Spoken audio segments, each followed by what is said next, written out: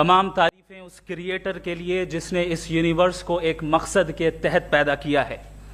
Respected जनाब जावेद अख्तर साहब, mister Saurabh Dwivedi और respected audience, thank you all for being here today.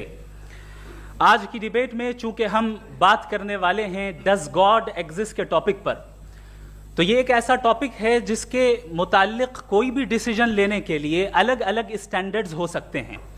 लिहाजा डिबेट के शुरू में ये ज़रूरी है कि हम ये जान लें कि आज के इस टॉपिक में कौन सा स्टैंडर्ड सही होगा और कौन सा गलत होगा।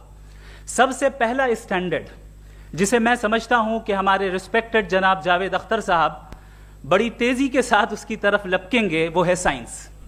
जबकि साइंस दर हकीकत खुदा के एग्जिस्टेंस को डायरेक्टली साबित करने या उसके एग्जिस्टेंस को डिनाई करने के लिए स्टैंडर्ड नहीं बन सकती। और उसकी वजह क्या है, ये मैं नहीं कह रहा, ये वो लोग कह रहे हैं जो साइंस के एक्सपर्ट्स हैं। नेशनल एकेडमी ऑफ साइंस कहती है science doesn't have the processes to prove और disprove the existence of God. Why? क्योंकि साइंस का ताल्लुक एम्पेरिकल एविडेंस से है और एम्पेरिकल एविडेंसेस का ताल्लुक हमारे नेचुरल और फिजिकल वर्ल्ड से है, जबकि गॉड नॉन फिजिकल और सुपर नेचुरल रियलिटी है। लिहाजा नॉन फिजिकल रियलिटी को आप उस टूल के साथ नहीं चेक कर सकते जिसका काम फिजिकल रियलिटी को तलाश करना है। लिहाजा आज इस डिबेट में गॉड की एग्जिस्टेंस को साबित करने या उसे डिनाई करने में साइंटिफिक एविडेंस को एक्सेप्ट नहीं किया जाएगा। दूसरा स्टैंडर्ड हो सकता है रेविलेशन, कि रेविलेशन के जरिए हम यह साबित करें कि गॉड एग्जिस्ट करता है या नहीं। लेकिन यह स्टैंडर्ड भी आज इररेलेवेंट है। क्यों? क्योंकि रेविलेशन मेरे नजदीक सोर्स ऑफ नॉलेज है, वैलिड सोर्स ऑफ नॉलेज है, लेकिन हमारे जावेद अख्तर साहब के नजदीक ये वैलिड सोर्स ऑफ नॉलेज नहीं है। लिहाजा आज की डिबेट में मैं एक भी एविडेंस किसी भी मजहबी स्क्रिप्चर से नहीं दूंगा ताकि जावेद अख्तर साहब के लिए वो अनएक्सेप्टेबल ना हो। तीसरा जो मेयार हो सकता है वो है ऑब्जर्वेशन, कि भाई कोई कहे कि हमें खुदा दिखाओ, अगर है तो दिखाओ, या ये कि खुदा के एग्जिस्टेंस पर एम्पेरिकल एविडेंस दो, तो ये है दर हकीकत गलत टूल का इस्तेमाल करना। ये ऐसा ही है कि जावेद साहब मुझसे ये मुतालबा करें कि मुफ्ती साहब आप मेटल डिटेक्टर के जरिए प्लास्टिक डिटेक्ट करके दिखाएं। अब चूंकि प्लास्टिक डिटेक्ट नहीं हो पा रही है, लिहाजा plastic does not exist. No, you are using the wrong tool. इस टूल से प्लास्टिक को डिटेक्ट नहीं किया जाता। लिहाजा मैं समझता हूं कि गॉड के एग्जिस्टेंस पर एम्पेरिकल एविडेंस का मुतालबा करना एक बचकाना मुतालबा है, और हमारे रिस्पेक्टेड जनाब जावेद अख्तर साहब इस स्टेज से अब बहुत आगे निकल चुके हैं। अब बचता है एक ही स्टैंडर्ड, और वो स्टैंडर्ड है अक्ल, लॉजिक, रीजनिंग। और यही वो स्टैंडर्ड है जिसके तहत गॉड की एग्जिस्टेंस को साबित किया जाएगा या गॉड की एग्जिस्टेंस को डिनाई किया जाएगा। लेकिन चूंकि ये बहुत इंपॉर्टेंट और सेंसिटिव टॉपिक है, इसलिए लॉजिकल आर्ग्यूमेंट भी ऐसा होना चाहिए जो डेफिनेटिव हो, इनडेफिनेटिव ना हो, जो 2 और 2 4 की तरह बिल्कुल वाजे हो, जिसे लॉजिकली रिजेक्ट करना पॉसिबल नहीं हो। फॉर एग्जाम्पल हम कहें हमारे रिस्पेक्टेड मिस्टर सौरभ साहब, ये एक इंसान है और तमाम इंसान कॉन्शियस बीइंग है। लिहाजा नतीजा क्या निकला, हमारे सौरभ साहब भी कॉन्शियस बीइंग है। क्या ये इनडेफिनेट आर्ग्यूमेंट है या डेफिनेट आर्ग्यूमेंट है? ये डेफिनेट आर्ग्यूमेंट है। ये 2 और 2 की तरह वाजे है, इसमें किसी तरह जो है लॉजिकली इसको रिजेक्ट नहीं किया जा सकता। तो अगर आज हमारे जावेद अख्तर साहब ऐसी कोई अकली दलील और लॉजिकल एविडेंस दें खुदा के ना होने पर जो डेफिनेट भी हो, तो मैं ये ऐलान करता हूं कि यकीनन मैं उस एविडेंस को कबूल करूंगा और उस पर गौर करूंगा। लेकिन साथ में यह भी ऐलान कर देता हूं प्रेडिक्शन के तौर पर कि ऐसा कोई डेफिनेट आर्ग्यूमेंट कोई नहीं पेश कर सकता। दलील हम देंगे और डेफिनेटिव दलील देंगे, लॉजिकल दलील देंगे, ऐसी दलील देंगे जो एंटायर एथिस्टिक वर्ल्ड उसे रेफ्यूट नहीं कर सकती। चलें अब हम एक एग्जाम्पल सोचते हैं, एक सिनेरियो, सिंपल सिनेरियो, तमाम ऑडियंस से गुजारिश है, हम और आप एक आइसोलेटेड आइलैंड पर हैं, ऐसा आइलैंड जहां पे हमसे पहले कोई कभी नहीं गया। चलते चलते आपके सामने अचानक आपने देखा एक पिंक कलर की बॉल पड़ी हुई है, सबसे पहला सवाल आपके जहन में क्या आएगा कि ये बॉल यहां क्यों आई, कैसे आई, ये पिंक कलर की ही क्यों है, कोई और कलर भी हो सकता था, ये इसी शेप में क्यों है, कोई और शेप भी हो सकता था। नेचुरली आप इस तरफ पहुंचेंगे कि कोई ना कोई है जिसने इन स्पेसिफिक प्रॉपर्टीज के साथ इस बॉल को बनाया है और यहां पे रखा है। चूंकि आप जानते हैं कि ये जो बॉल है इसका एग्जिस्ट करना जरूरी नहीं है, ये एग्जिस्ट कर भी सकती थी, नहीं भी कर सकती थी, और एग्जिस्ट करना ही था तो किसी और फॉर्म में करती, किसी और कलर में करती। अब आप इस बॉल को एक्सपैंड करते चले जाएं, एक्सपैंड करते चले जाएं, एक्सपैंड करते चले जाएं, यहां तक कि ये बॉल यूनिवर्स के साइज की हो जाए। बताइए कि क्या साइज के बढ़ जाने से सवाल बदल जाएगा? हरगिज नहीं बदलेगा। अभी भी सवाल रहेगा ये यूनिवर्स कहां से आया, इन स्पेसिफिक प्रॉपर्टीज के साथ कहां से आया, क्यों आया, किसने बनाया, यह सवाल उस वक्त भी वैलिड रहेगा। लेकिन यह सवाल अगर हम जनाब जावेद अख्तर साहब से करें तो चूंकि इनका वर्ल्ड व्यू एथिस्टिक है, और सिर्फ इनका नहीं, मतलब जितने भी एथिस्ट हैं और एथिस्टिक वर्ल्ड व्यू को रखने वाले से अगर आप ये सवाल करें कि ये यूनिवर्स कहां से आया, तो इनका जवाब या तो आर्ग्यूमेंट फ्रॉम इग्नोरेंस होगा या डॉगमेटिक होगा। या तो ये कहेंगे कि मुझे नहीं पता कि ये कहां से आया, लिहाजा गॉड डज नॉट एग्जिस्ट, ये आर्ग्यूमेंट फ्रॉम इग्नोरेंस है, या ये कहेंगे कि ये यूनिवर्स खुद ब खुद बन गया। इसका मतलब ये है कि उस बॉल को भी खुद ब खुद बन जाना चाहिए, लेकिन बॉल के ताल्लुक से ये एक्सप्लेनेशन एक्सेप्ट नहीं की जाएगी कि खुद ब खुद बन गई, लेकिन यूनिवर्स के ताल्लुक से कर दिया जाएगा। इसे हम दूसरे अल्फाज में डॉगमा भी कह सकते हैं।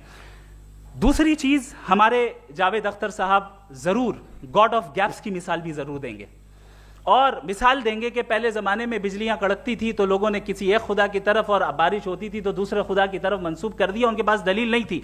यह हमारा वर्ल्ड व्यू है ही नहीं, यह हमारा वर्ल्ड व्यू है ही नहीं, क्योंकि नेचुरल फिनोमेना के प्रोसेस की इंटरप्रिटेशन को जान लेने से यह कहां से साबित हो गया कि गॉड एग्जिस्ट नहीं करता है। इस पर मैं इंशाअल्लाह अभी आगे बात करूंगा।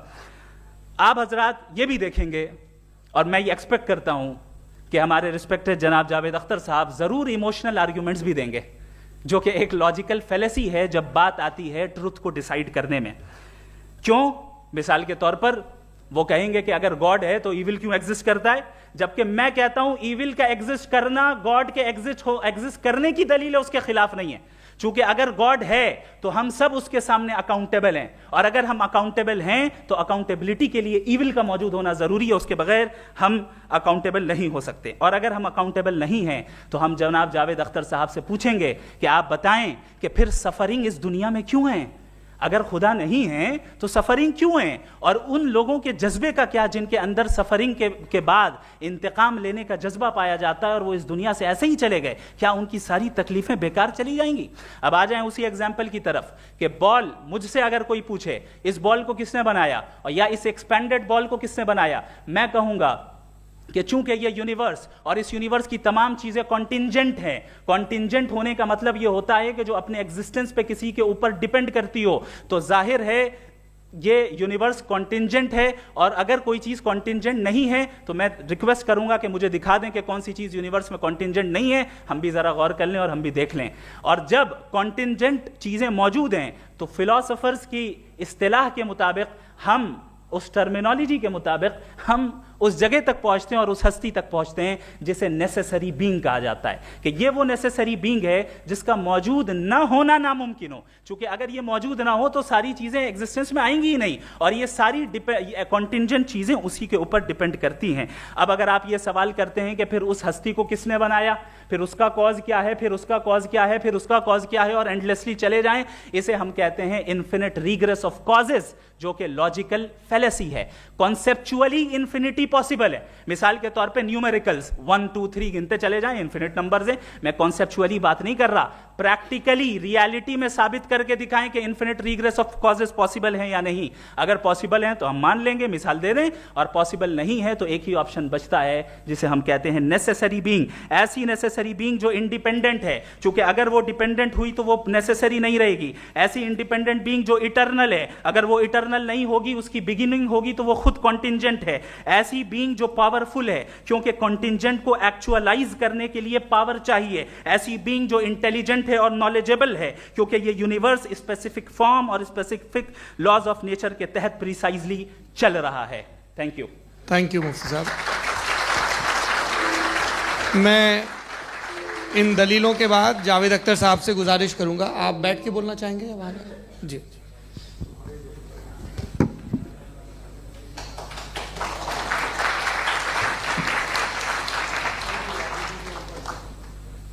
पहले तो मैं मुफ्ती साहब को एक अच्छी खबर देना चाहूँगा कि मेरी नॉलेज साइंस के बारे में बड़ी मामूली है, तो आप फिक्र ना करें उसकी, लेकिन कुछ कॉमन सेंस है मुझ में। देखिए, ये खुदा का तस्वुर कोई नया तस्वुर नहीं है, ये सदियों से रहा है। ये कुछ रिलीजन 3000 साल पुराने होंगे, 4000 साल पुराने होंगे, लेकिन इंसान कोई 10,000 12,000 साल से एग्जिस्ट करता है होमो सेपियन की शक्ल में, और हमेशा कुछ ना कुछ मज़हब रहे। ये मज़हब जाहिलों के नहीं थे, ये मज़हब एक ऐसी ग्रीक सोसाइटी के थे जहाँ बड़े बड़े फिलोसफर्स पैदा हुए।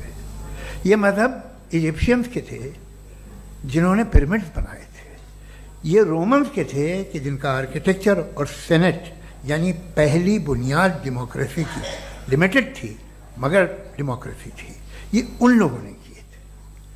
तो इनका जो जुपिटर था, रा था, ज़्यूस था, उन्हें उस पर इतना ही एतमाद था जितना आज किसी मजहबी आदमी को अपने खुदा पे होगा। क्रिश्चियनिटी आने से पहले यूरोप में एक मज़हब था जर्मेनिक रिलीजन। उसका एक खुदा था, उसकी एक बीवी थी, उसके 2 बेटे थे, एक बेटी थी। फिर जर्मनी में जब यूरोप में क्रिश्चियनिटी आई तो वो खुदा, उसकी बीवी और पूरे ख़ानदान चला गया। तो हमने, अगर हम हिस्ट्री देखें तो खुदा जो है वो ज़्यादातर फ़ानी है, वो हमेशा रहे नहीं। और वो जो लोग इन्हें मानते थे उनको आप कहें वो तो जाहिल थे, उन्हें तो कुछ पता ही नहीं था, ऐसा नहीं है। वो अपने वक्त में बड़े काबिल लोग थे और अपने वक्त में उन्होंने बड़े बड़े काम किए हैं, फिलोसफर्स थे, साइंटिस्ट थे, लेकिन उनका मज़हब कहाँ गया, उनके खुदा कहाँ गए? आज जो खुदा हैं दुनिया में लोग उन्हें मानते हैं। आपको क्या मालूम कि कितने बरसों के बाद क्या होने वाला है? हम यूरोप में देखते हैं तो चर्च खाली हैं। तो वक्त के साथ चीज़ें बदलती हैं। जहाँ तक इसका ताल्लुक़ है मज़हबों का, हर मज़हब आपसे एक चीज़ मांगता है, फेथ। ये फेथ क्या चीज़ होती है? What is the difference between faith and belief? ये तो बहुत ही अहमकाना बात होगी कि कोई आदमी कहे साहब अगर खुदा है तो मुझे दिखाइए। ये तो जाहिलाना बात हुई। मैंने तो नॉर्थ पोल नहीं देखा है, मगर मैं मानता हूँ कि नॉर्थ पोल है। मैं क्यों मानता हूँ? इसलिए कि अगर ये दुनिया राउंड है तो उसका कोई टॉप होगा। कुछ लोग हैं जो वहाँ गए भी हैं, कॉमन सेंस कहता है कि ऐसा होगा, सबूत है, गवाह है, रीज़न है। तो ये मेरा फेथ नहीं है। तो फेथ में और बिलीफ में डिफरेंस क्या है? जो मजहब मांगता है आपसे, हर मजहब फेथ मांगता है। फेथ का मतलब ये है कि ना कोई गवाह हो, ना कोई सबूत हो, ना कोई रैशनल हो, ना कोई लॉजिक हो, ना कोई प्रूफ हो, मगर तुम एक बात को मानो। ये है फेथ। वरना बिलीफ होता। अगर इसमें कुछ भी सबूत होते, गवाह होते, तो फिर इसे आप बिलीफ कहते हैं। जैसे मेरा बिलीफ है कि नॉर्थ पोल है, मेरा फेथ थोड़ी है। फेथ इन तमाम शर्तों को रद्द करता है। तो फिर स्टुपिडिटी क्या है? अगर मैं एक बात ऐसी मानूं जिसकी ना कोई लॉजिक है, ना कोई रैशनल है, ना कोई प्रूफ है, ना कोई गवाह है, ना कोई सबूत है, और मैं उसे मानूं, तो ये स्टुपिडिटी हुई। इसे ही भाई कल को मैं यकीन कर लूँ कि एलॉन मस्क जो है मेरा भाई है, तो मुझे इंतहाई खुशी होगी, सुकून भी बहुत मिलेगा मुझे। लेकिन और कहे भाई क्यों मानते हो, क्या सबूत है? भाई वो तो अमेरिकन है और तुम तो इंडियन हो, वो तो नस्ल अलग है, तुम्हें कभी मिले भी नहीं। साहब देखिए, मेरा फेथ है, इस पर बात ना किया। फेथ का मतलब ही यह है कि आप प्रूव नहीं कर सकते। अगर आप प्रूव कर सकते हो तो फेथ की जरूरत ही नहीं, फिर तो आप बात करेंगे, आप कितनी बहस कर लीजिए। अल्टीमेटली दुनिया का हर मजहब फेथ पे टिका है, और फेथ का मतलब है एक ऐसा यकीन जिसका कोई सबूत, कोई गवाह, कोई रैशनल नहीं। अब आप ये कहें, क्या आप ये क्यों कह रहे हैं कि साहब ये कायनात किसने बनाई? कमाल ये है कि आपने बताया कि एक आइलैंड पे गए और एक बॉल देखी। आपने ये नहीं कहा कि आइलैंड किसने बनाया, आपको सिर्फ बॉल पे हैरत हुई।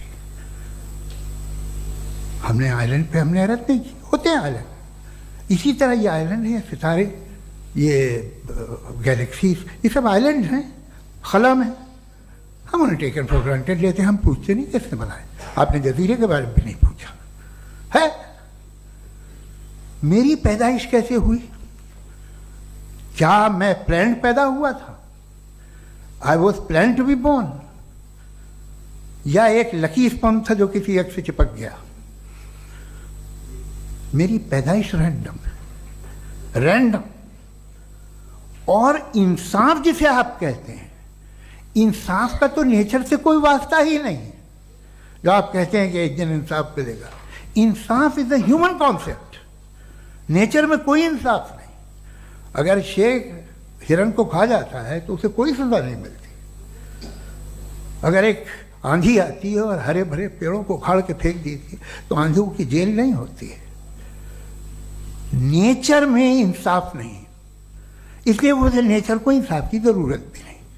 नेचर तमाम एक है। अब हम कहें कि साहब ये देखिए जो मैंने खाना खाया था, ये मेरी आंख तो नहीं यूं कर दिया उसे, तो इसे सजा मिलनी नहीं। वो सिस्टम है, ऐसे ही चल रहा है। नेचर बगैर इंसाफ के है। इंसाफ इज अ ह्यूमन कॉन्सेप्ट। तो जो आपसे कहता है कि मैं तुम्हें इंसाफ दूंगा, वो इंसानी जहन की पैदावार है। ये नेचुरल है ही नहीं, ये आसमानी है ही नहीं। नेचर का तसव्वुर, इंसाफ का तसव्वुर। भाई आप साथ मिलते हैं, अब आप लेफ्ट हैंड ड्राइव करते हैं, ये क्या है?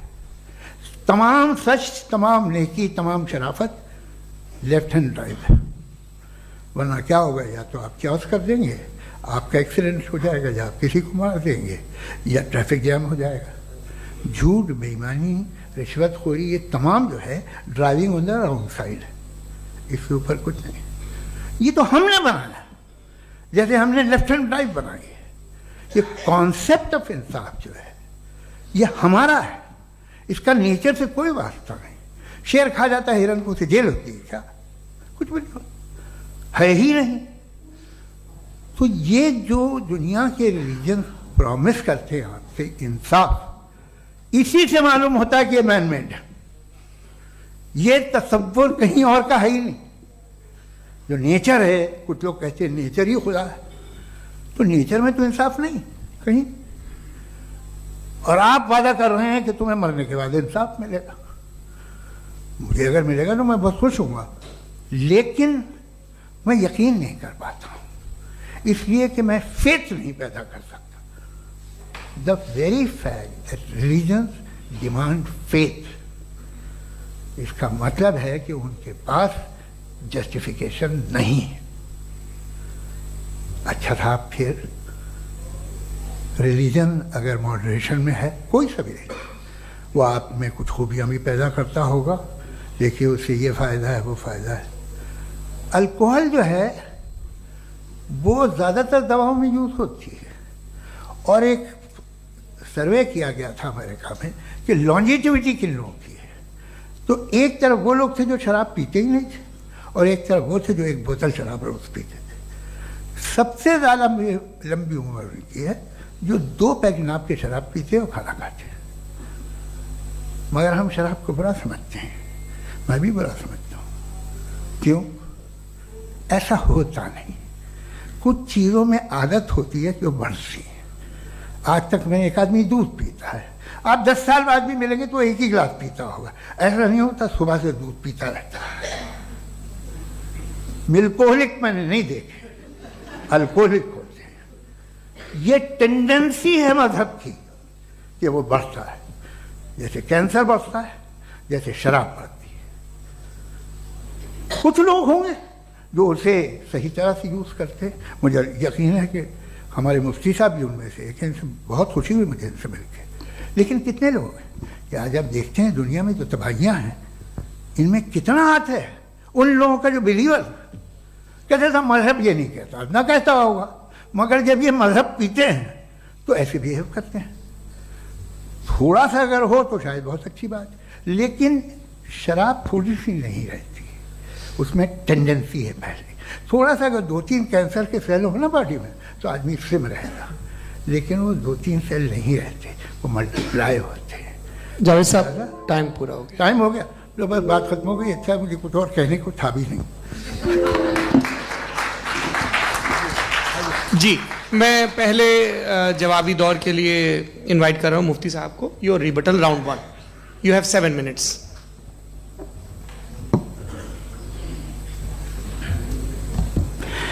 Thank you very much Javed साहब, आपकी बात को सुनकर बड़े महजूज हुए हम लोग। महजूज, डू यू अंडरस्टैंड?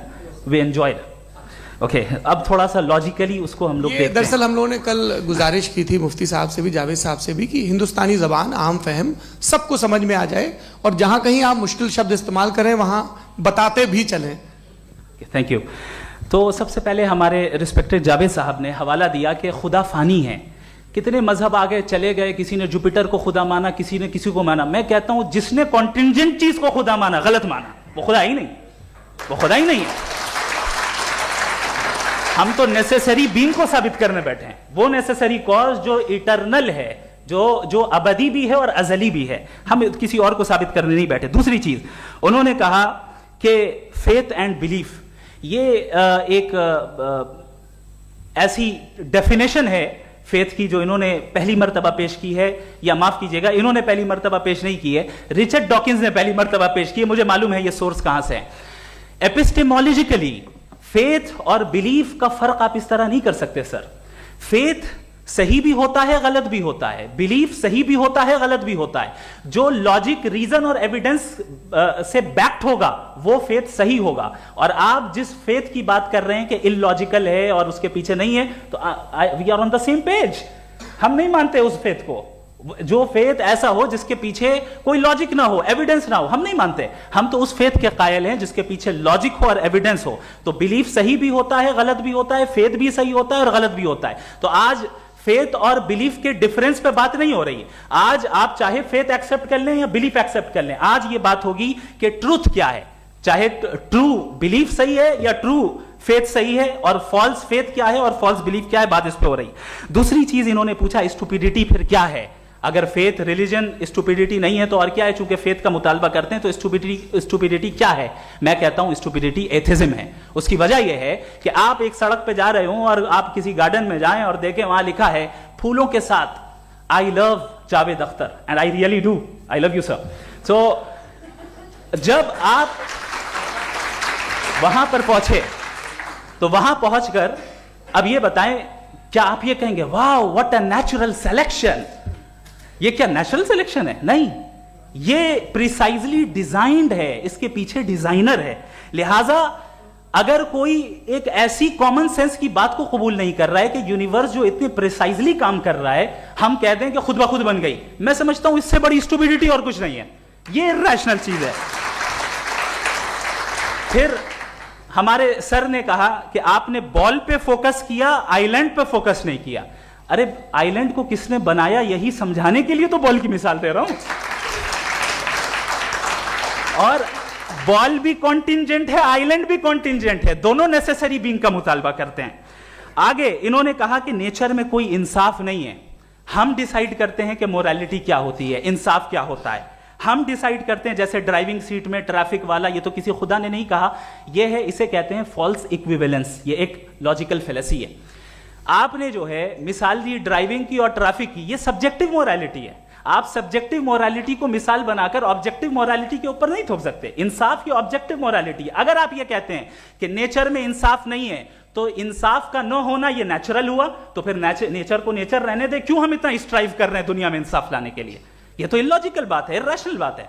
इसलिए बहुत सी चीजें ऐसी हैं जो ऑब्जेक्टिवली जो है इविल या गुड हैं, और बहुत सी चीजें ऐसी हैं जो सब्जेक्टिवली हैं। सब्जेक्टिवली जो मोरल होता है या इमोरल होता है, उसको हम सोशल कंसेंसस से या पर्सनल प्रेफरेंस से डिसाइड करते हैं।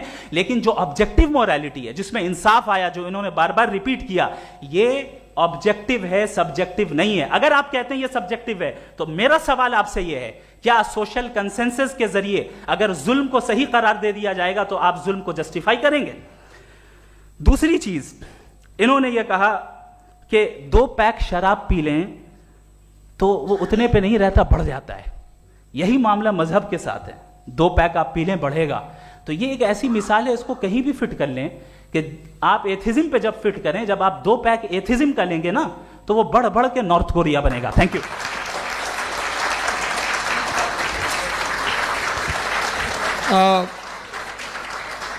फर्स्ट राउंड के रिबटल के लिए मैं जावेद साहब को इनवाइट कर रहा हूं। आपके पास 7 मिनट का वक्त है, रीसेट कर दीजिएगा प्लीज। मुझे इस बात की खुशी है कि मुफ्ती साहब ने भी मान लिया कि नेचर में कोई इंसाफ नहीं है। तो कोई भी चीज़ जो इंसान ने नहीं बनाई है उसमें इंसाफ नहीं होता है। एक बात मैं आपसे अर्ज़ करूँ, ज़रा पता लगा लीजिएगा, ये जो आप बाग में जाते हैं बेहद खूबसूरत फूल देखते हैं ना, इनमें से कोई नेचुरल नहीं है। ये सारे फूल क्रॉस करके बनाए गए हैं। जो जंगल में फूल होते हैं नहायत मामूली होते हैं, ये फूल इंसानों ने बनाए हैं। जो आप बाग में देख के वाह वाह कहते हैं, ये इंसानों के बनाए हुए हैं। डिफरेंट फूलों को क्रॉस करके, डेवलप करके, फिर क्रॉस करके इस तरह से बनाए गए। नेचुरल फ्लावर नहीं। किसी जंगल वीरान में जाके आप गुलाब के फूल नहीं देखेंगे। ये सब बनाए हुए इंसान ने, बहुत से काम इंसान ने किए हैं। बाकी है कि आपने मेरी एक बात का जवाब नहीं दिया, जिससे मुझे शिकायत है कि फेथ क्या है और आप फेथ मांगते क्यों हैं मुझसे?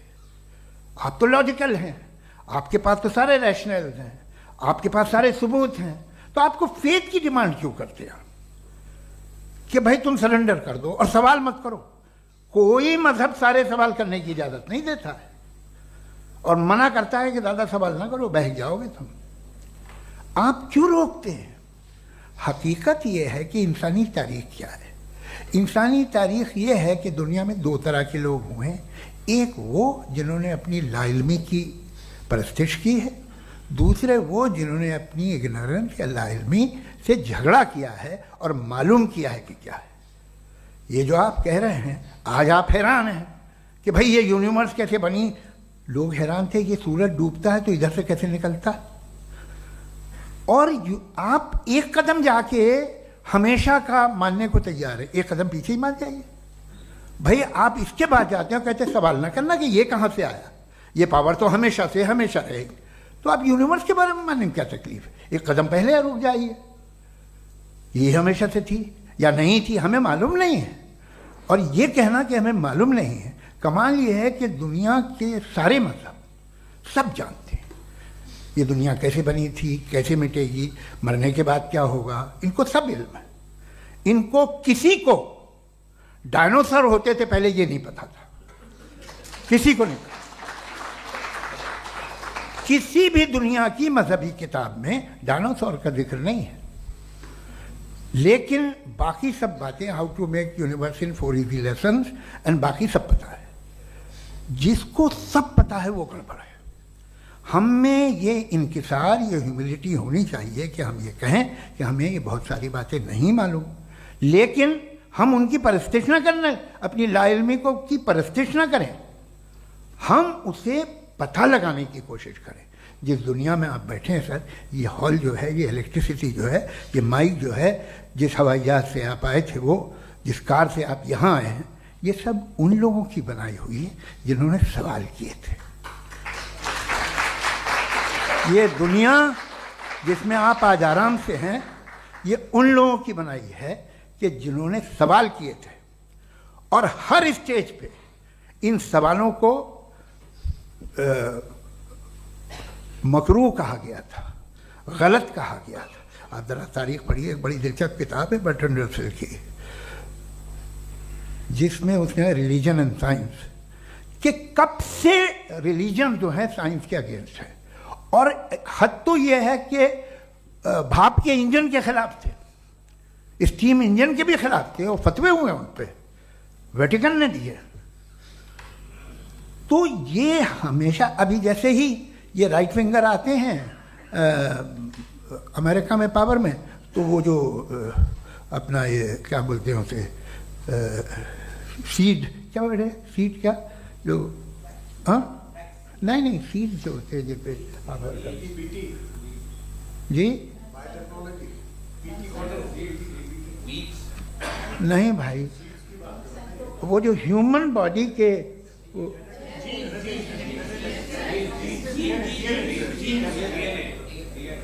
उस पर रिसर्च बंद हो जाती है, रिपब्लिकन नहीं करने देते। अरे भाई इतना डर क्या है तुम्हें? एक ज़माने में बहुत नाराज थे ये सारे मजहबी लोग कि ये इंसान तो इंसान बनाने की कोशिश कर रहा है। आपको क्या तकलीफ भाई, बना ले तो बना लेने दो, ये खौफ क्या है? और ये सब आज जो आप कह रहे हैं नामुमकिन है, ये कैसे हुआ? मुझे एक किस्सा याद आता है। जब मैं 6ठी क्लास में था तो मैं मैथमेटिक्स में बहुत वीक था, तो एक टीचर रख दिया गया, उसने 1 2 3 4 5 6 7 तो सिखा दिया मुझे। वो दिन मैं भूल नहीं सकता हूँ मुफ्ती साहब, जिस दिन उसने ये बताया कि 1/2 क्या होता है और 3/4 क्या होता है। मुझे ऐसा लगा कि मेरा सर बीच से फट जाएगा। ये आदमी कह रहा है कि जो दीवार के अंदर जाओ वॉक करते हुए। आज हंसता हूँ मैं इस बात पे। तो आज जो बातें आपके जहन से बिल्कुल परे हैं और आप हैरान होते हो उन्हें देख के, एक वक्त आएगा कि मामूली लगेंगे। और हुआ है, आपकी इंसानी तारीख ही है। इतनी जल्दी सारे फैसले आप मत कर लीजिए, थोड़ा ये ह्यूमिलिटी रखिए कि भाई ये हमें नहीं मालूम। ये कहने में क्या आ रहा है? ये यूनिवर्स कहाँ तक फैली, ये कब से है और कब तक रहेगी, हमें नहीं मालूम। आपने फैसला कर लिया कब बनी। ये आपके हिसाब से कोई 14 बिलियन ईयर बनी जो समझा जाता है। उससे पहले हजारों करोड़ों अरबों साल तक खुदा बैठा क्या कर रहा था? खामोश बैठा था, ऐसे ही जमाइयाँ ले रहा था। फिर उसे आइडिया है, यार एक काम करते, वक्त अच्छा गुजर जाएगा, यूनिवर्स बनाते। सोचिए, वो तो हमेशा से है ना, मगर यूनिवर्स हमेशा से नहीं है, ये तो बनाई गई है। और उससे पहले क्या था, इनका क्या काम था? कैसी बात है, ये बड़ा आसान है। जो बात हमें आज धीरे धीरे पता चली है, बरसों 2000 और 2500 साल पहले आपको किसी ने बता दिया कि क्या था, आप मान गए, और तब से वही मान रहे हैं जो 2500 साल पहले कहा गया था। सब कुछ बदल गया है, सॉल्व हो रही हैं चीज़ें। अभी साइंस बिल्कुल दावा नहीं करती, या कोई फिलोसफर ये दावा नहीं करता कि हमें सब मालूम, बल्कि वो कहता है कि हमें जितना मालूम होता है उससे ये मालूम होता है कि हमें कितना कम मालूम। तो हम अपनी जहालत से लड़े, उसकी परस्तिश न करें। जी, time. Thank you so much. मैं तर्कों की श्रृंखला में राउंड 2 के लिए मुफ्ती साहब को आमंत्रित कर रहा हूँ। आपके पास एक बार फिर से 7 मिनट का वक्त है। शुक्रिया। जनाब जावेद अख्तर साहब कई मर्तबा दोहरा रहे हैं कि फेथ का मतलब बताइए, फेथ का मतलब बताइए। मैंने बता दिया, फेथ सही भी होता है, गलत भी होता है। और आज हम फेथ पे बात नहीं कर रहे, हम ट्रुथ और डज गॉड एग्जिस्ट पे बात कर रहे हैं।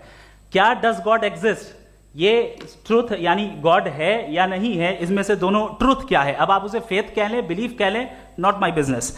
उसके बाद आपने कहा कि भाई सवाल करने से मजहब रोकता है। मैं कहता हूं जो रोकता है वो रोकता होगा, मैं नहीं रोकता, बल्कि सवाल करें, सवाल करना चाहिए। सवाल कर करके तो हम आगे बढ़ते हैं, तरक्की करते हैं, और इसीलिए मैं आज यहां पे आया हूं। लेकिन सवाल सिर्फ खुदा से नहीं होगा, आपसे भी होगा। सवाल एथिज्म से भी होगा, सवाल सिर्फ मजहब से नहीं होगा, सबसे होगा।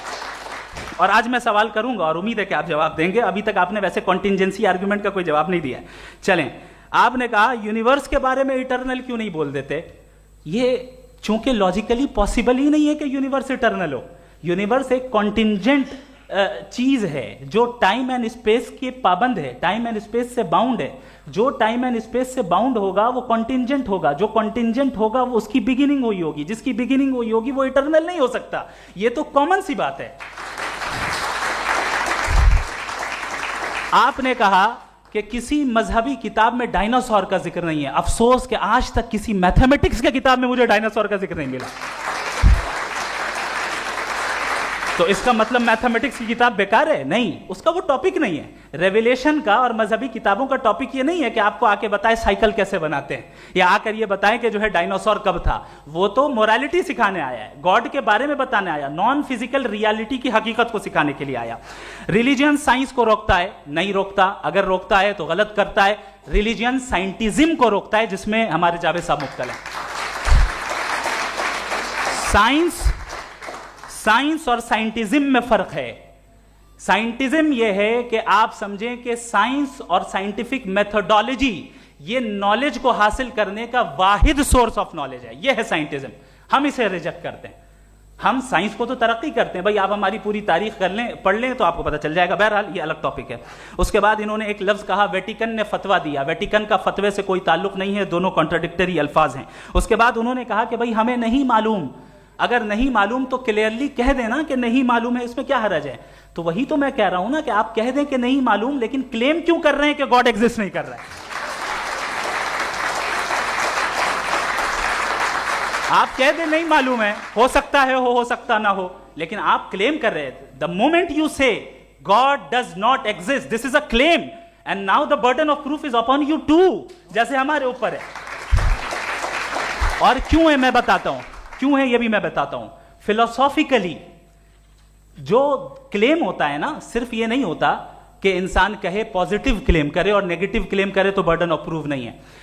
आप मिसाल के तौर पे मैं कहूं कि फुला उस कमरे में कोई नहीं है, मैंने एक नॉलेज का क्लेम किया है।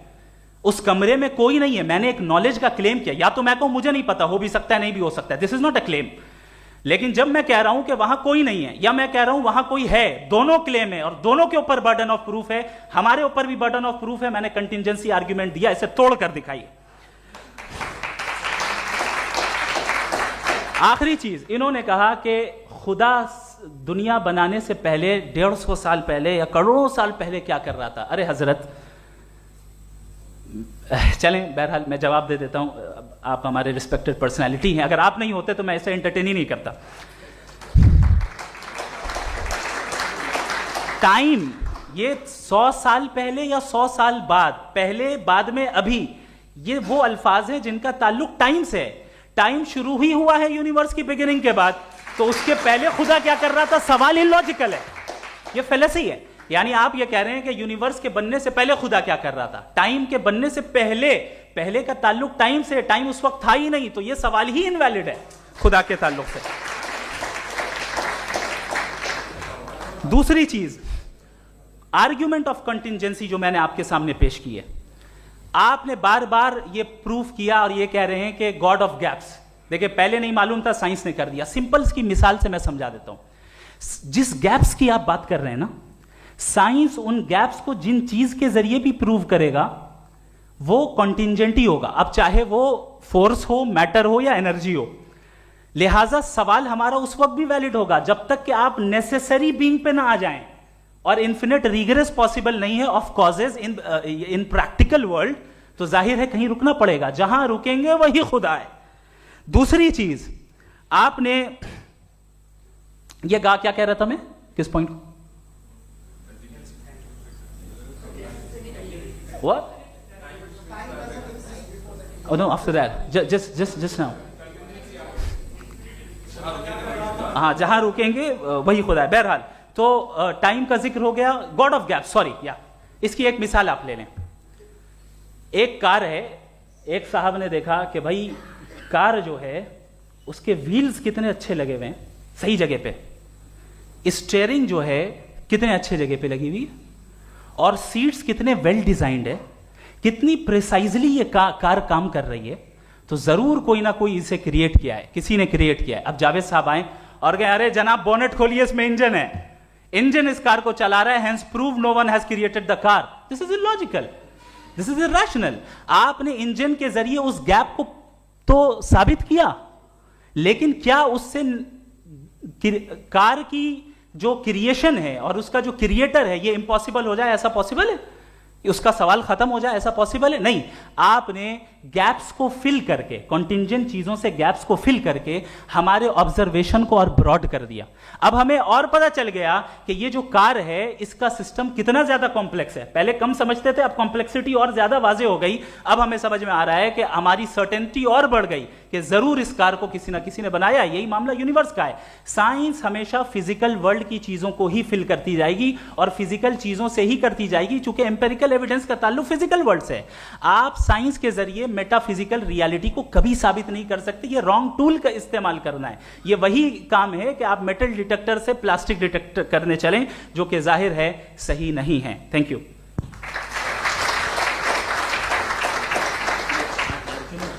जी, ये आर्ग्यूमेंट का राउंड 2 है। हाँ। 7 मिनट है। पहले तो मैं आपसे अर्ज करूं कि आपने कहा कि जब कायनात ही नहीं थी तो वक्त भी नहीं था, कुछ भी नहीं था। कैसे नहीं था? खुदा था। एक एग्जिस्टेंस तो था ना खुदा का। तो जब खुदा था तो वक्त भी होगा। ऐसा नहीं कि कुछ भी नहीं था, खुदा था। अच्छा, बाकी एक आपने कहा साहब आप साबित कीजिए, आपके पास भी लॉजिक है या मेरे पास भी लॉजिक है। आप मेरा जिम्मेदारी नहीं है साबित करना कि खुदा है। बर्टन रसल ने बड़ी अच्छी बात कही। बर्टन रसल ने बड़ी अच्छी बात कही। मैं आपसे अगर ये दावा करूं कि एक चाय की केतली मरीख के चारों तरफ घूम रही है, मार्स के चारों तरफ, तो ये आपका काम नहीं है कि आप साबित करें कि कोई चाय की केतली नहीं है। ये मेरा काम है, मैंने दावा किया है। ये दावा तो मजहबी लोग करते हैं कि खुदा है। मैं क्यों साबित करूं कि नहीं है? जब तक आप मुझे कन्विंस नहीं कर देंगे मैं नहीं मानूंगा। आपकी जिम्मेदारी है, मेरी जिम्मेदारी नहीं है। दोयम ये कि ये जो आप कह रहे हैं, जो गैप्स हैं, ये गैप जब जब किसी मजहब को चैलेंज करते हैं, जब ऐसा कोई बात आती है तो हंगामा हो जाता है कि जब वो चैलेंज करें किसी फेथ को। ये तमाम साइंस जो है इसे मुख्तलिफ जगहों पे मुख्तलिफ वक्तों में मजहब ने रोकने की कोशिश की है। ये किताब है religion and science, Burton Russell की, पढ़िएगा, अच्छी लगेगी आपको। तारीख ही है साइंस, मजहब की साइंस से उसका यही रिश्ता है। अच्छा, अब ये हम सोचें कि बहरहाल ये वजूद जो है मजहब और ये बिलीव इन गॉड इंसान को बेहतर बना देता है।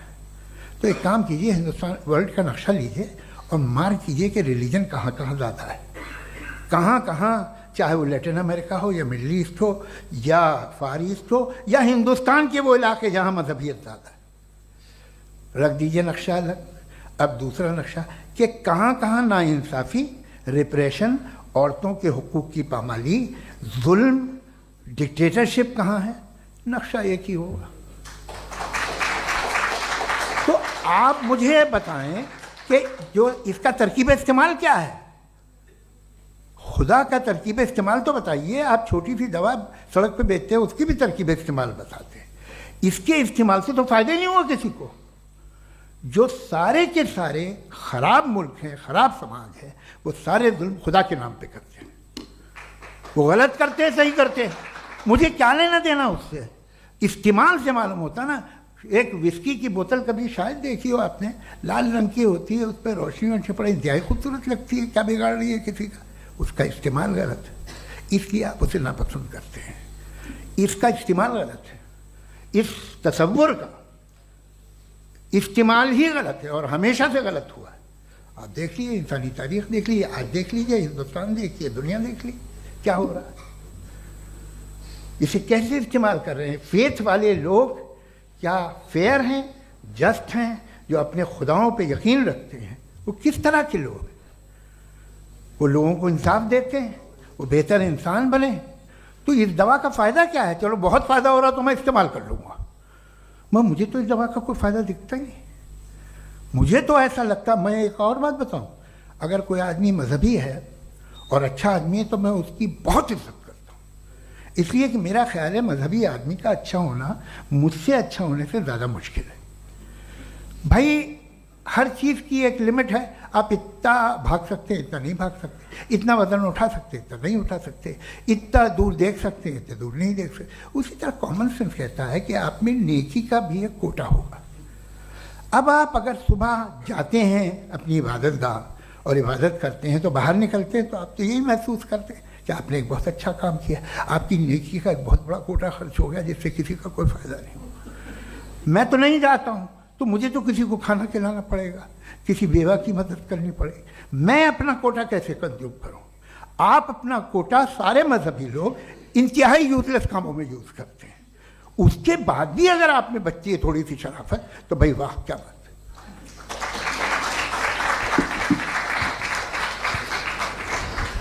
एक तो मुझे ये बात बहुत अच्छी लग रही है कि दोनों ही विद्वान समय को मानते हैं और बहुत समय से अपनी दलीलें और बाज दफ़ा समय से पहले अपनी तकरीरें पूरी करके अपनी अपनी कुर्सी पर बैठ रहे हैं। ये इस आर्ग्यूमेंट का राउंड 2 पूरा हुआ। अब रिबटल का राउंड 2 है और उसके बाद क्रॉस एग्जामिनेशन होगा। नहीं, आपका आर्ग्यूमेंट हो गया सर। हमारे यहाँ स्कूल के सिलेबस में पंच परमेश्वर कहानी पढ़ाई जाती है, प्रेमचंद जी की लिखी हुई। आप निश्चिंत रहिए, आपके कोई राउंड में मिस नहीं होने दूंगा। रिबटल का राउंड 2 मुफ्ती शमाइल नदवी साहब।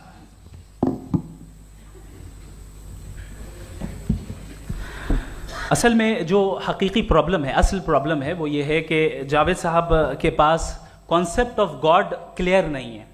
इन्होंने कहा कि कायनात से पहले खुदा तो था, तब भी तो टाइम होगा। ये टाइम कायनात का हिस्सा है। हम खुदा, उस खुदा को मानते हैं, नेसेसरी बीइंग का टाइमलेस होना जरूरी है, चूंकि वो टाइम का क्रिएटर है। जब उसने टाइम को क्रिएट किया तो वो खुद टाइम पे कैसे होगा?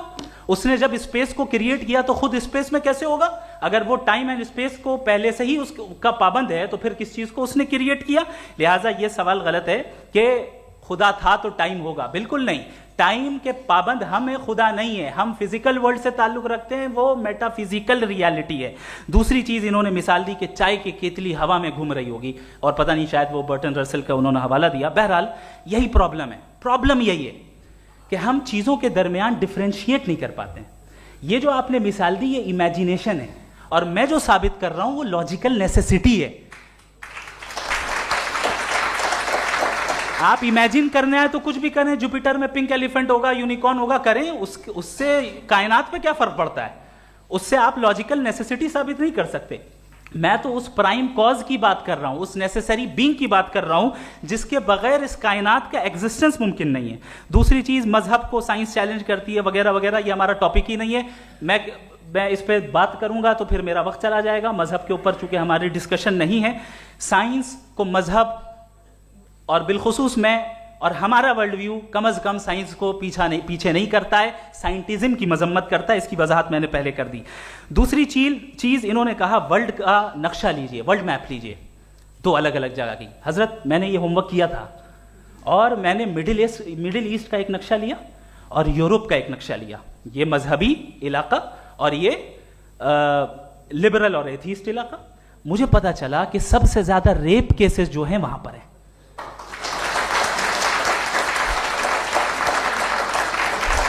मुझे ये पता चला यूएन की रिपोर्ट के मुताबिक, मैं अपने घर से नहीं लेके आ रहा, कि जो वर्किंग वुमेन है यूरोपियन कंट्रीज में, उसमें 81% वुमेन सेक्सुअल हैरेसमेंट का वर्क में शुमार हो रही है। ये मिडिल ईस्ट में नहीं हो रहा है, वो मजहबी लोग हैं इसलिए नहीं हो रहा है। दूसरी चीज, आपने ये कहा कि मजहबी आदमी का अच्छा होना हमारे अच्छे होने से बहुत मुश्किल है, बहुत मुश्किल है। तो इसका मतलब यह है कि गॉड के अलावा आपके पास अच्छे और बुरे का कोई स्टैंडर्ड है। मैं चाहूंगा कि कन्वर्सेशनल स्टाइल वाली डिस्कशन और सेगमेंट पे इसी पे बात कर लेते हैं। Thank you very much.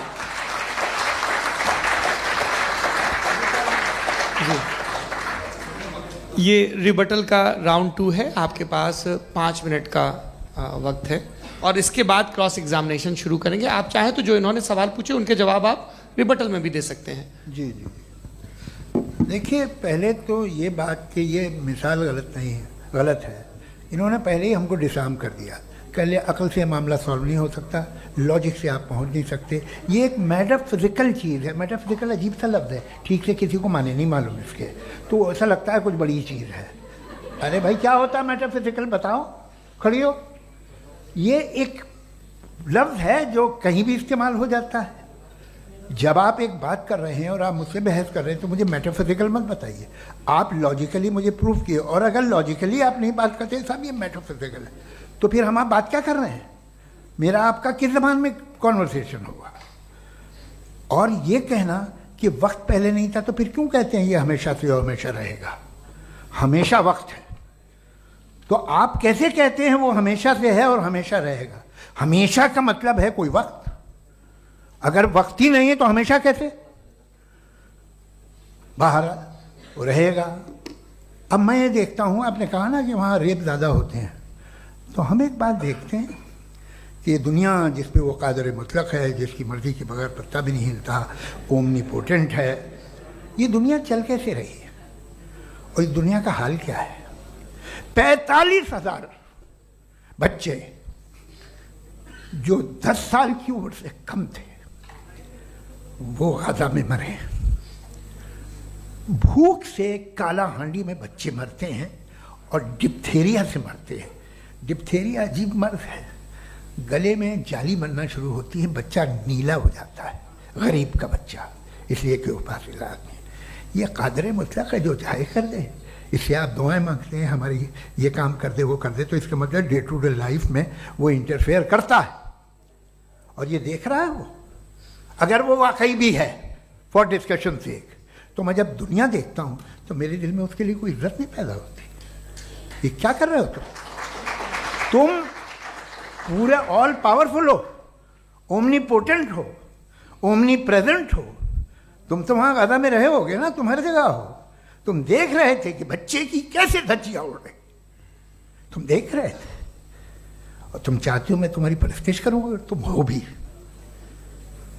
अरे यार, इसके अच्छे तो हमारे चीफ प्राइम मिनिस्टर हैं, कुछ तो ख्याल करते हैं। कमाल है, आप किसकी इबादत कर रहे हैं? अगर वो है भी, ये दुनिया नाइंसाफी से, जुल्म से, जबर से, तशद्दुद से भरी हुई। और आप ये मत कहिएगा कि वो देख रहा है और वो बताएगा एक दिन। अगर वो देख रहा है और इंटरफेयर नहीं करता तो आप दुआ क्यों मांगते? आप कहते हैं मेरा ये काम करा दे, इसके मतलब है वो दखल दे सकता है, वो आपको नौकरी दिलवा सकता है, भले दूसरे आदमी को न मिले, मगर आपका काम कर देगा चूंकि आपने दुआ मांगी है। तो जब वो आपको नौकरी दिला सकता है, लड़की की शादी कर सकता है, बेटे को ग्रीन कार्ड दिलवा सकता है, तो कम से कम ये जो मर रहे हैं बच्चे, इनको रोक दे, कुछ तो करे। मुझे तो दुनिया में, इस दुनिया का कोई मालिक है, इसका ओमनीपोटेंट कोई रूलर है, और ये दुनिया ऐसी चल रही है। मैं तो चाहूँगा कि भाई ना हो, अगर हो तो बड़ी शर्मिंदगी की बात है। शुक्रिया।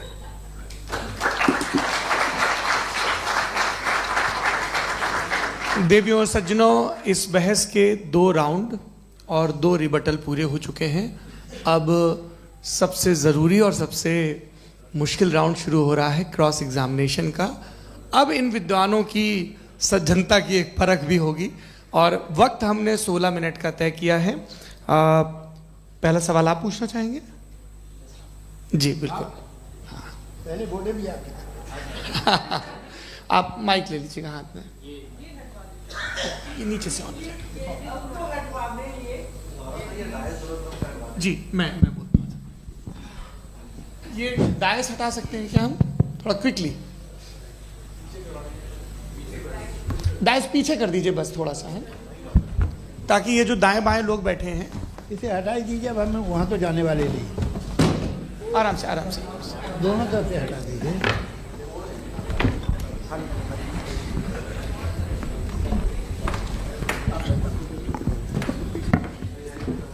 इस बीच आप लोग भी अपने अपने सवाल तैयार कर लें। ये ध्यान रखेंगे कि मैं यहाँ से सवाल लूँगा, आप लोगों को अपना हाथ ऊपर करना है, अपना नाम बताना है और अधिकतम 3 वाक्यों में अपना सवाल पूरा करना है। कई लोग सवाल की जगह भाषण देने लगते हैं, उससे आज बचना है।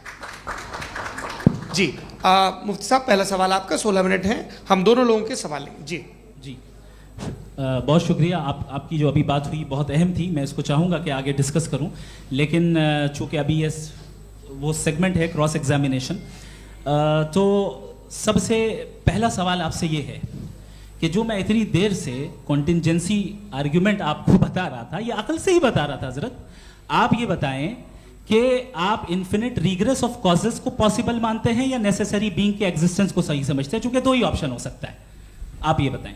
देखिए, आपको मैं ईमानदारी से बात करूं, एक तो मैं कॉन्टीजेंसी वर्ड ठीक से समझता नहीं, और इस वक्त भी जो आपने अंग्रेजी के अल्फाज इस्तेमाल किए वो ज़रा थोड़े से मुझे डिफ़िकल्ट और कॉम्प्लिकेटेड लगे, तो आप ज़रा सिंपल ज़बान में सवाल कर सकते हैं? बिल्कुल कर सकता हूँ जी।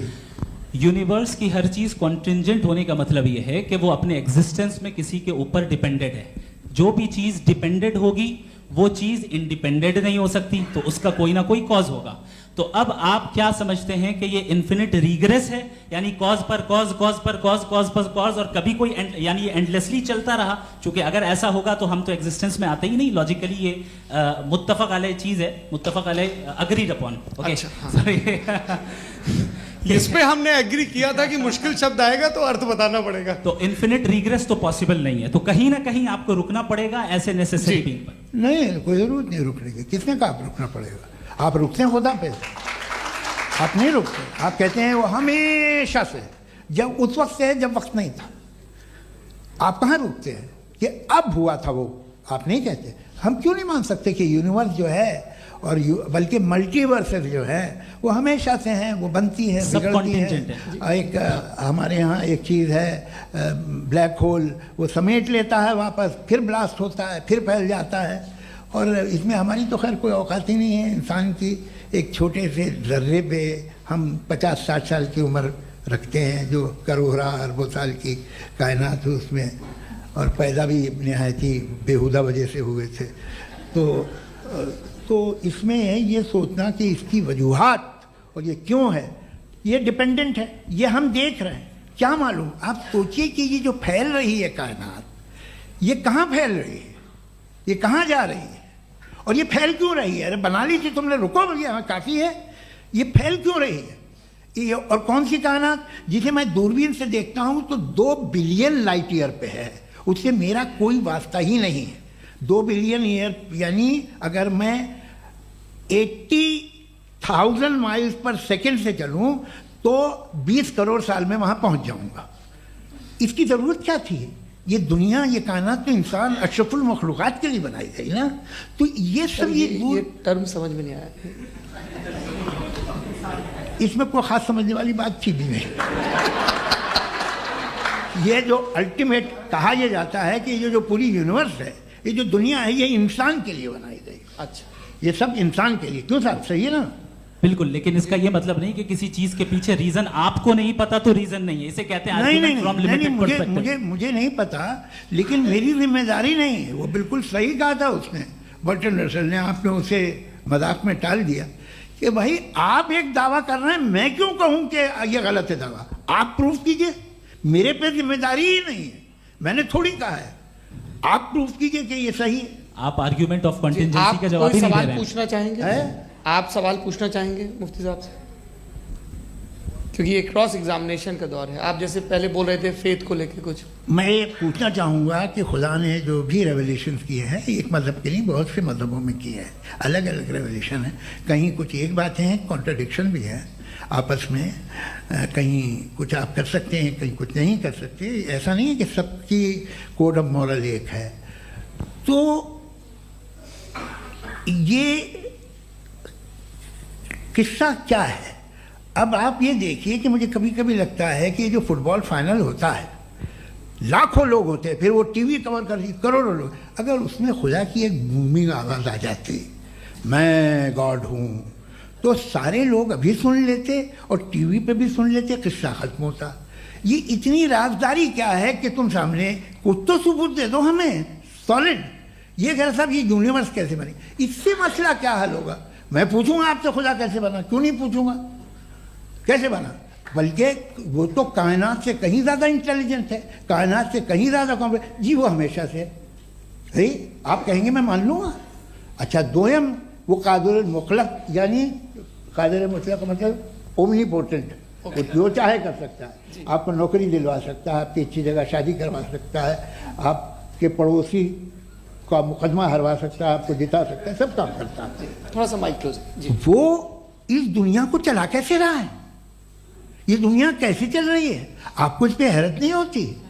या क़यामत के बाद कभी एक जस्टिस होगा, जब ये बच्चा मर चुका होगा, जिसकी धज्जियाँ उड़ गई बम से, इसको इंसाफ मिलेगा। तब अच्छा, अब जवाब दूं? हाँ जी, दीजिए। मैं वही इसीलिए आप ही की तरफ आता। सबसे पहले आपने रेवलेशन और स्क्रिप्चर्स की बात की, इस पे मैं बात कर सकता हूं लेकिन आज नहीं करूंगा चूंकि वक्त कम है, कभी और इस पे डिस्कस करेंगे। मैं तैयार हूं उस पे भी बात करने के लिए। ये क्योंकि अभी हमारा से topic- राउंड 2 की भूमिका तय हो रही है। Does God exist round 2? जी, चूंकि आज गॉड के एग्जिस्टेंस पे बात है तो मैं उसी के रिलेटेड जो है आपके सवालात को एंटरटेन भी करूंगा और मैं भी पूछूंगा। आपने कहा कि आपने साबित ही नहीं किया, जबकि आर्ग्यूमेंट ऑफ कॉन्टिंजेंसी बुनियादी आर्ग्यूमेंट है। आप मुझे कॉन्टिजेंसी का मतलब बताइए, आपका मतलब क्या है कॉन्टिजेंसी? कॉन्टिंजेंसी का मतलब यह हुआ कि हर वो वजूद जो किसी भी चीज का पाबंद है, हर वो वजूद या हर वो चीज जो अपने एग्जिस्टेंस में किसी भी चीज के पाबंद है और उससे बाउंड है, उसको उसकी जरूरत है, उस पर डिपेंड करती है, तो जाहिर सी बात है कि उसका कोई ना कोई कॉज होता है। ये तो अक्ल की बात है। ये आप रीजनिंग की बात करते हैं, मैं वही कर रहा हूं। दूसरी चीज आपने ये बात कही कि इतने बिलियन लाइट ईयर्स दूर है, उसका मेरा क्या लेना देना। फिर मेरे ख्याल से आपको ये नहीं कहना चाहिए I think therefore I am an atheist. आपको सोचना चाहिए। सिर्फ आप एक लिमिटेड दायरे में रहकर नहीं सोचें बल्कि बाहर निकलकर सोचें। आपने तीसरा सवाल किया, आपने सर, 2-3 सवाल एक साथ किए। ऐसी बातें ना कीजिए, कुछ लोगों को इतराज हो जाएगा आप पे कि आप कुछ भी सोचें। ये इजाज़त आपको है नहीं, मुझे है।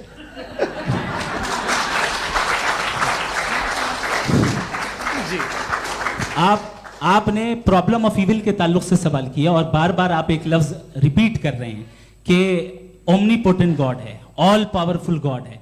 यही तो दरअसल समझना है कि गॉड का कॉन्सेप्ट क्या है। प्रॉब्लम ऑफ इविल जो है, प्रॉब्लम ऑफ इविल दर हकीकत 2 असम्पशंस पर कायम है। अगर आप इन 2 असम्पशंस को समझ जाएं तो ये प्रॉब्लम नहीं रहेगी, आर्ग्यूमेंट आपको समझ में आ जाएगी कि ये कोलैप्स कर जाता है।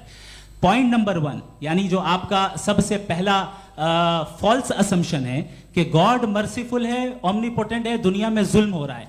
लेकिन आपको यह समझना चाहिए कि हमारे वर्ल्ड व्यू के मुताबिक गॉड सिर्फ ओमनीपोटेंट और सिर्फ मर्सीफुल नहीं है, बल्कि वो ऑल वाइज भी है और वो ऑल नोइंग भी है। उसके हर काम के पीछे हिकमत और विजडम है। ये कोई जरूरी नहीं है कि वो हिकमत और विजडम आपको समझ में आए या मुझे समझ में आए। अगर आप जो समझ रहे हैं उसके मुताबिक आप फैसला कर रहे हैं, ये लिमिटेड पर्सपेक्टिव से आर्ग्यूमेंट है। और इस चीज को हम अपनी दुनिया में, अपने लाइफ में, डेली लाइफ में इस प्रिंसिपल को एक्सेप्ट करते हैं। हम जब किसी डॉक्टर के पास जाते हैं, डॉक्टर के पास जाकर वो अगर उसने हमें कोई दवाई दी है तो हम ये तो नहीं कहते कि जब तक आपके पास जितना नॉलेज और जितना विजडम नहीं है, आपने क्यों ये दवाई दी है, तब तक हम इस चीज को एक्सेप्ट नहीं करेंगे।